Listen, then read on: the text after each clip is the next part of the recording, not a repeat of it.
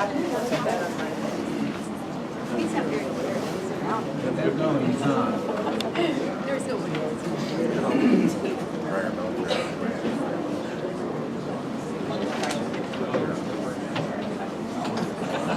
Yeah, it's on.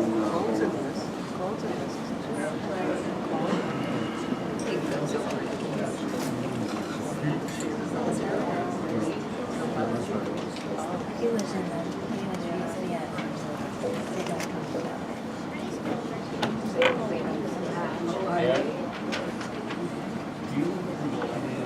they don't talk about Good morning. I guess everybody can hear me with a little power amplification here. Welcome to our Veterans Day ceremony on 17 here at Montgomery Post 912 American Legion.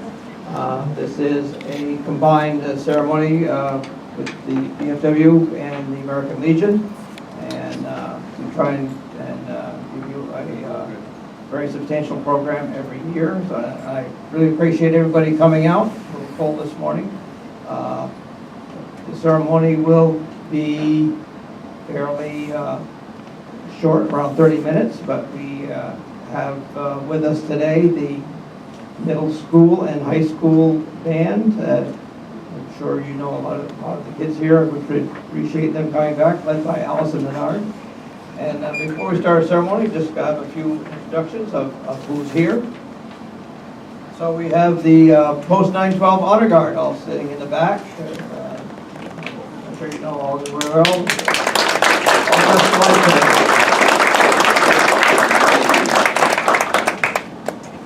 And the Honor Guard Commander, Alan Poppin. Where's Al? He's right there. Thank you, Al. Now we have the Unit 912 Auxiliary, and President is Amber St. John. She's right up here. Auxiliary is all still. You can just stand up. Auxiliary members.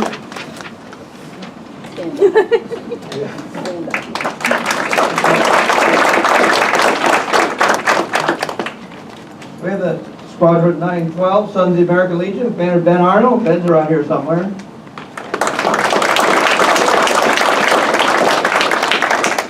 And we have our members, VFW Post 1418 from Champlain, Commander Francis Baker. He's around here somewhere.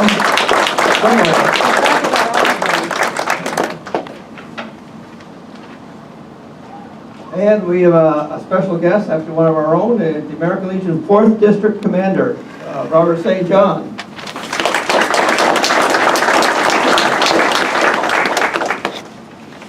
Our program will consist of a national anthem, our Pledge of Allegiance. We'll do a little talk about the PWMIA table, then we'll do our ceremony, and then we're going to retire outside for our ceremonial firing. So pretty straightforward. I hope you enjoy it. So right now the band will lead us in the national anthem. All rise.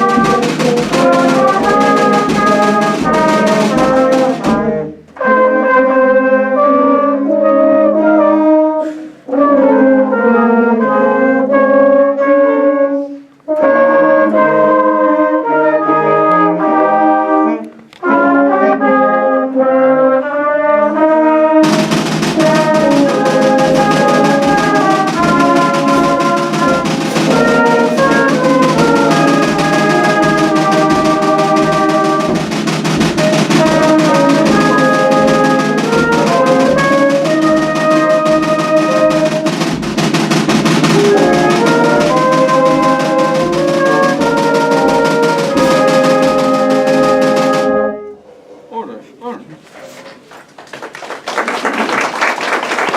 job. Now I'll have a pledge of allegiance. Uncover. I pledge allegiance to the flag of the United States of America and to the republic for which it stands, one nation, under God, indivisible, with liberty and justice for all.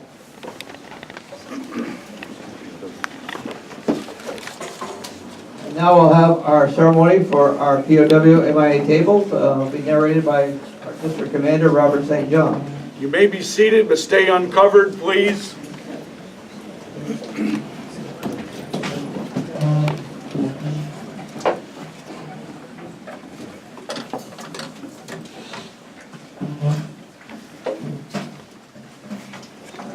You may notice this small table here in place of honor. This table is our way of symbolizing that members of our profession of arms are missing from our midst. They are commonly called POWs or MIAs. We call them brothers. The table is smaller than the others, symbolizing the frailty of one prisoner against his or her oppressors. The round table shows our concern for them is never ending. The white tablecloth draped over the table represents the purity of their response to their country's call to arms. The empty chair depicts an unknown face representing no specific soldier, sailor, airman, or Marine, but all who are not here with us. The black napkin stands for the emptiness these warriors have left in the hearts of their families and friends. The single red rose reminds us of their families and their loved ones. The red ribbon around the vase represents the love of our country, which inspired them to answer the nation's call. The candle and its yellow ribbon symbolize the everlasting hope for a joyous reunion with those yet unaccounted for.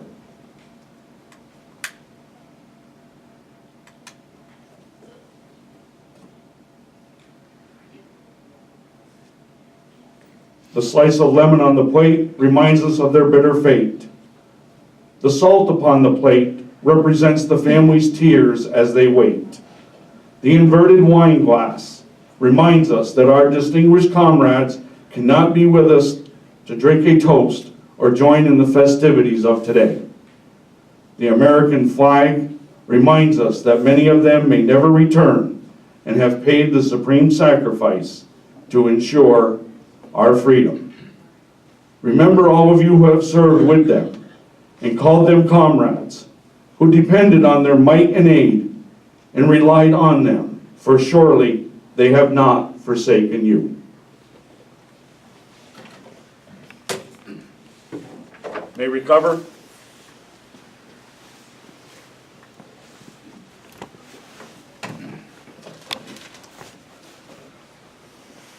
We'll now start our ceremonial readings with the officers and guests of the Legion and VFW.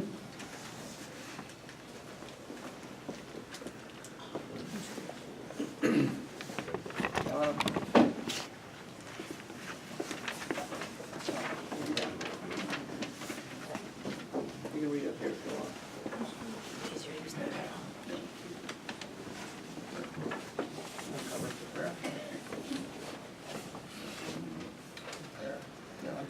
Yep.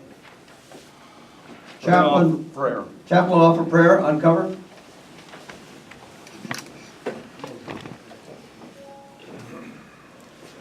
O God of hosts, we bow our heads in thankfulness for the victories thou hast granted us. To us and to those peoples who have united us to stamp out the evils of aggression, intolerance, and greed. We beseech thee to bring the blessings of understanding to the families and friends in this and other lands, of those who have given their lives that men may be free. Grant, O God, that those closest to the fallen may mingle the pain of their losses with the ennobling light of sacrifice for civilization. Sacrifice for a better world for this and other generations yet unborn. Recover.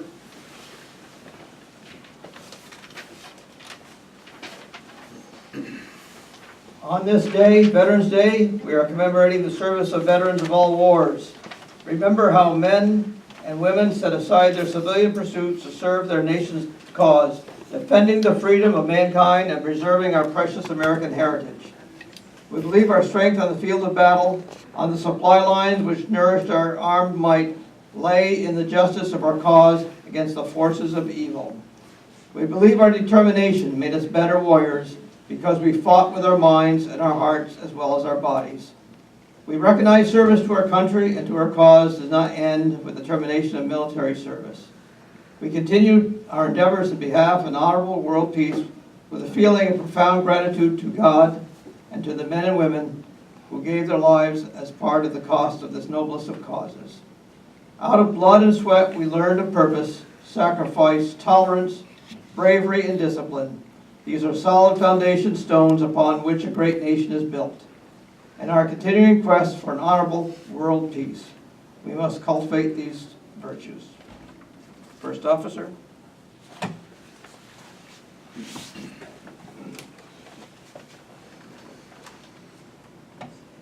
If these be glory in war, it is the almost incredible spirit which it engenders. Those who offered their lives sacrificed their all with magnificent abandon. Heroism becomes contagious. Yet, too, in warfare, greed and brutality are epidemic. Too often, it is these later which persist in the peace that follows. Let us strive to see the same spirit of self-sacrifice which cultivated in peace as has been exhibited in war. It behooves us to rear new standards of success, to inspirit youth in peace, and youth was inspired in war.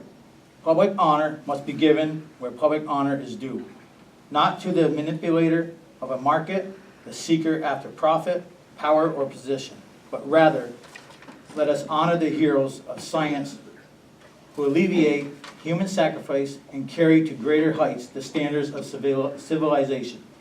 Let us honor those who in public service seek now how much they may secure from the nation, but how much they can give.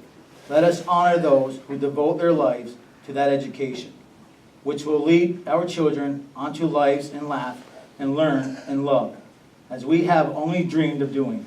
Let us honor those veterans who carry into ordinary affairs of life a noble idealism and sincere capacity for self-devotion. Let us translate the devotion of war into a devotion of peace. Let us will to live as well as die for our country.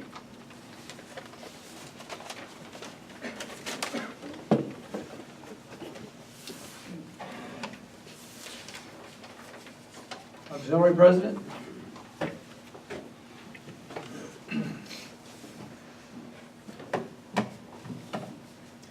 The waging of war involves more than just the combatants who fight to death on the field of battle. The fighting forces begin at the fireside and in the hometowns. The repercussions of war's terrible brutality have chilled the heart and dimmed the hopes and dreams of many a loved one left behind on the home front. While the horrors of the battlefield may not have been our experience, we have lived with the terrifying loneliness created to answer an aggressor's challenge. In waging war, we have moved forward with a unity of purpose, which has made us strong, forgetting pettiness, egotism, and pride. Our hearts beat in tune with those of other nations, fighting for our freedom and the dignity and opportunity of mankind. In our constant quest for an honorable world peace, there is need for unity of purpose if we truly are to move toward a brighter tomorrow.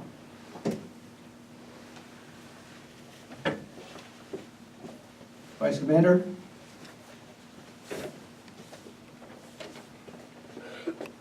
Courage is one of the virtues born of war. The courage of individuals in the face of danger and the courage of nations to protect the weak and punish the aggressor.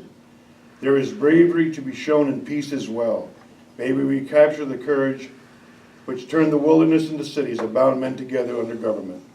We can turn slums into comfortable homes, turn uncertainty into certainty. We can reach new heights of civilization and opportunity for the men and women of this nation if we have the courage to expect and work for a better way of life. There can be romance in this challenge also. The bravery that fights for political, social, economic, and spiritual gains may be more difficult to practice, may be unsung when achieved, but it's all worth more striving for.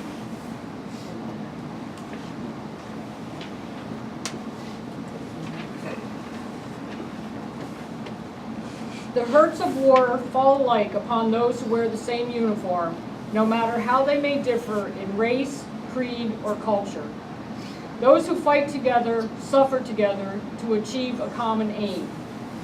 In the similarity of battle dress, there is a common denominator, the common purpose, the sharing of danger and suffering, which brings in time of war a tolerance which adds strength to the cause.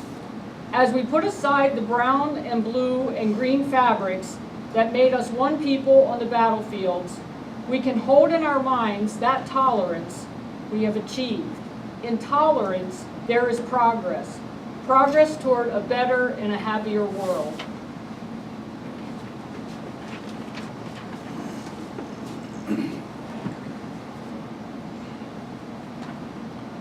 War has taught us the lesson of obedience to command. The game is more than the player, and the ship is more than the crew.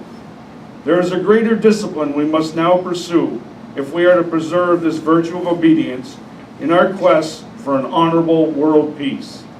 That is obedience to the laws we ourselves make and the voluntary discipline of citizenship. Under our system of government, we may change the laws by majority rule. We may persuade our neighbors to new theories or new courses. We may advocate in free elections the choice of veterans or plans. As good citizens, we follow the choice of the majority, whether that choice be the individuals or not.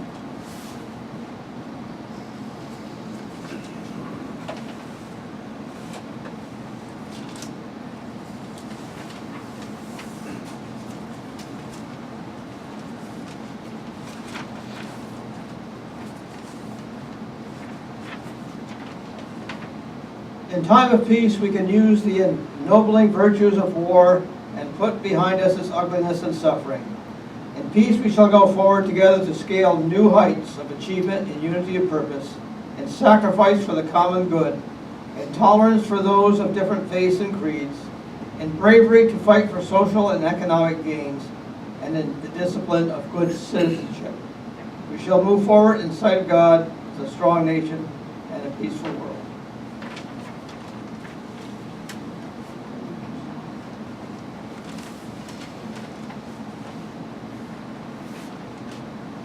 That's the end of our ceremonial readings, and we're going to have a selection from the middle high school band.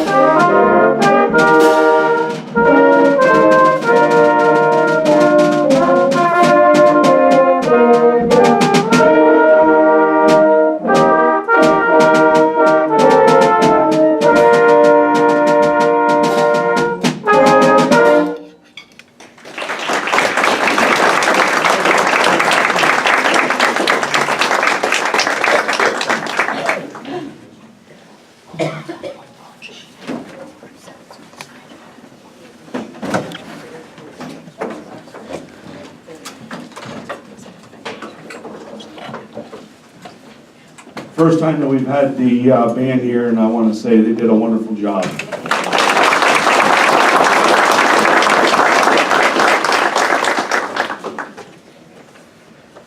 At this time, if I could get all the veterans to here in the banquet hall to please stand so we can recognize you. All veterans.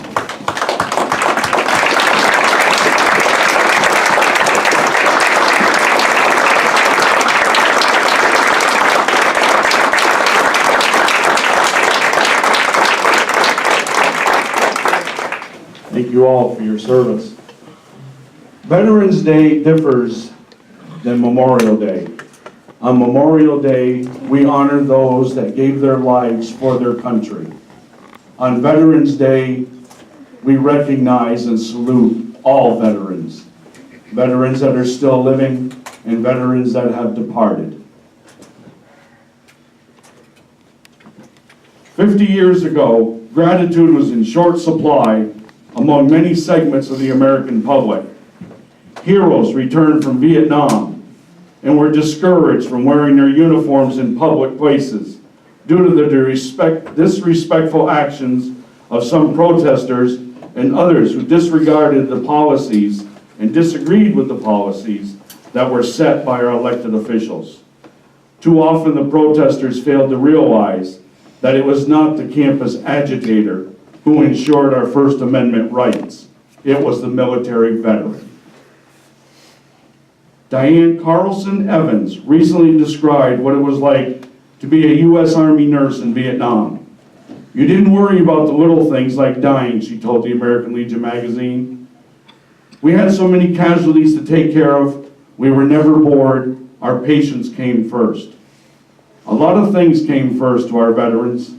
Country first, mission first, comrades first.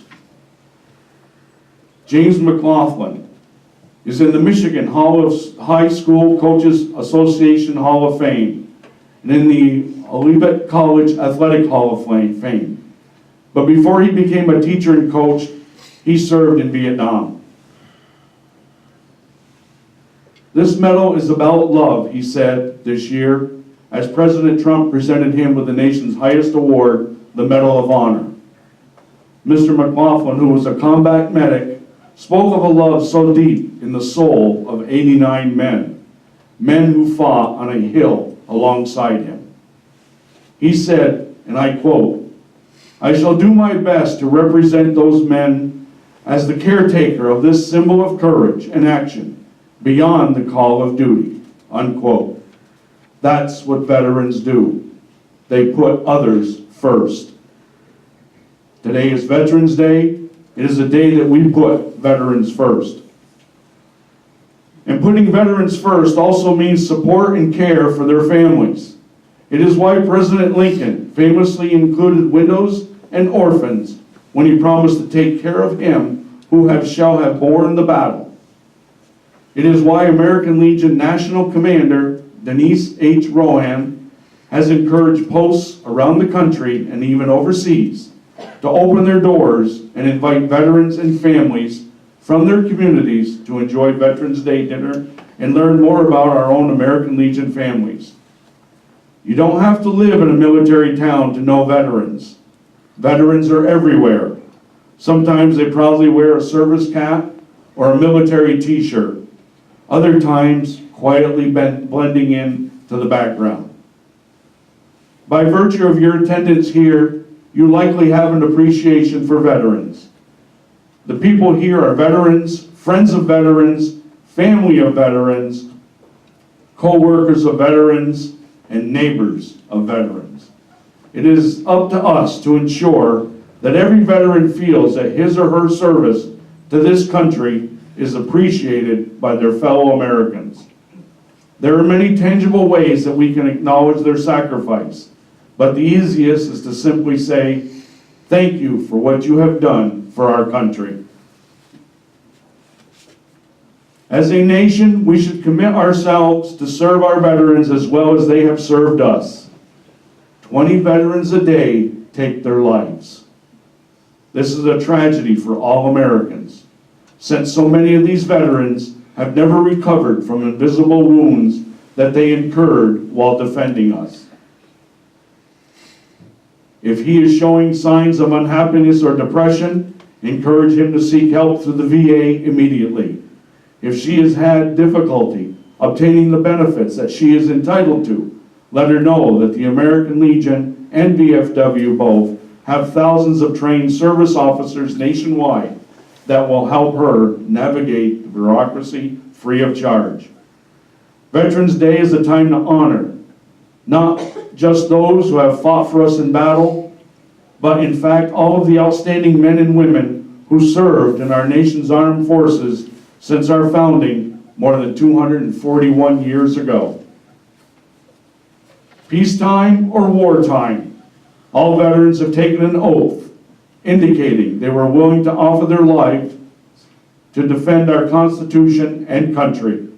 Oftentimes, it is the intimidating sight of an Army Ranger team, a Navy destroyer, an Air Force jet, Marine Corps artillery, or a Coast Guard cutter that deters an enemy from harming us. Most veterans will agree that the best wars are the ones that are never fought. But when war is necessary, America's fighting men and women always come forward and put their country first. Just 5 years after liberating 2 continents in the Second World War, they again answered the call in Korea, where 35,000 Americans made the ultimate sacrifice so others could be free. Generations later, they served in places like the Persian Gulf, Beirut, Grenada, Panama, Afghanistan, and Iraq. Today, men and women in uniform are providing humanitarian aid and rescuing victims of natural disasters. Some serve in war zones and risk their lives on a daily basis. Some are reservists, and some are in the National Guard.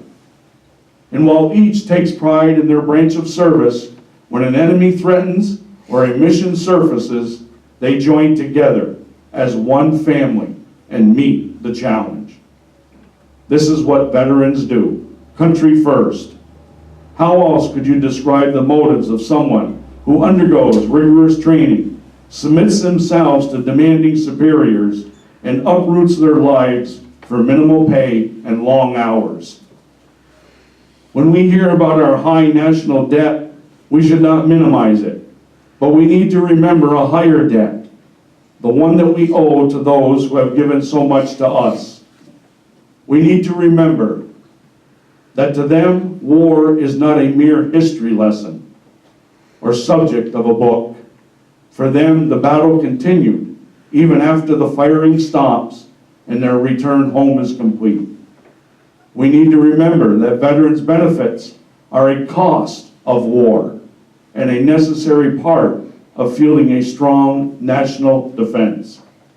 We need to remember the sacrifices made, the lives lost, and the lost family time.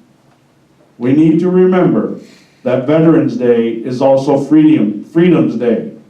Veterans put us first, and today we put veterans first. I want to thank you for being here.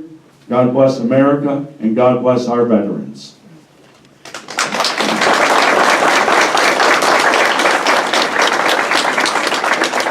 Before we go out to render the salute to our departed veterans and the playing of taps, we would like to extinguish the candle here on the POW MIA table.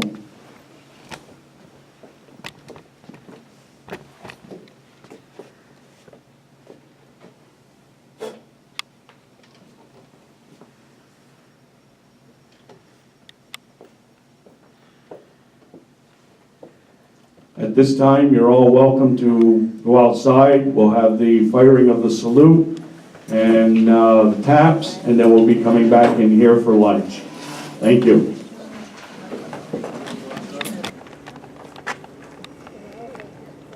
Okay, everybody's, no, still got some coming out.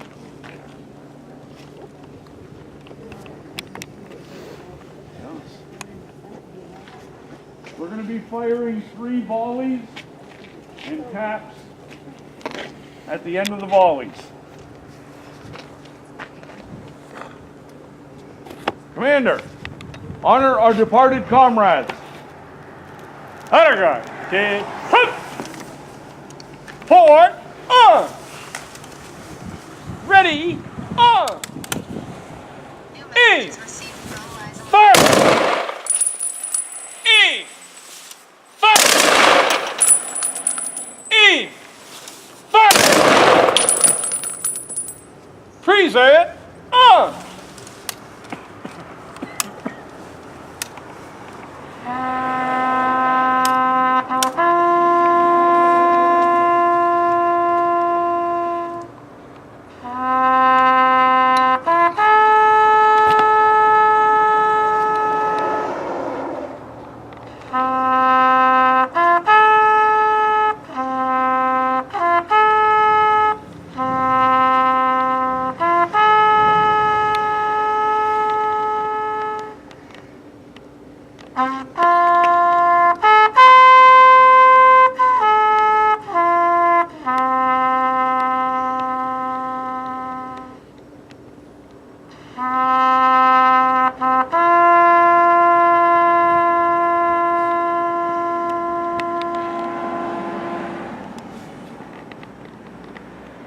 Order. Fire. Now some food's out here. You're all welcome to go back into the banquet hall and enjoy a light luncheon. Thank you. Thanks, George.